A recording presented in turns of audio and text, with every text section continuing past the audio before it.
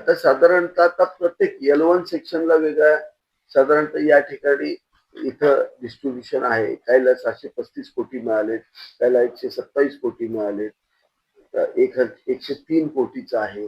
जो टप्पा जसा आहे, छोट्या टप्प्याला कमी आणि मोठ्या टप्प्याला जास्त अशा पद्धतीने सगळं मिळून 1800 कोटी 1800 कोटी साधारणतः 1800 कोटी रुपयाचा हे काम आहे टोटल सगळं. सर 98% क्षेत्र येत असताना पण कोरेगाव शहराला मे महिन्यामध्ये प्रचंड प्रमाणामध्ये ते पाण्याचं संकट येत असतं. तर कोरेगाव शहरावरती काही तुम्ही काम केलेलं आहे का?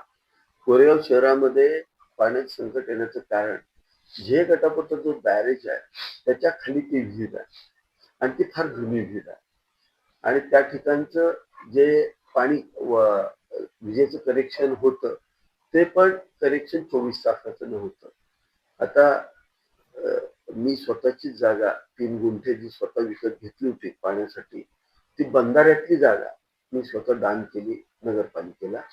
नगरपालिकेने आता मी 67 कोटीची पाणी योजना आदरणीय उपमुख्यमंत्री एकनाथ शिंदे साहेबांनी मला मंजूर करून दिली कोरेगाव शहराला. त्या तिथं विहीर काढायचं काम चालू झालेलं. तो सोर्स आणि त्याला सोलारचं कनेक्शन तर 24 तास होणार आहे. शिवाय त्याची सेपरेट पाण्याची पंपिंगची लाईन आहे.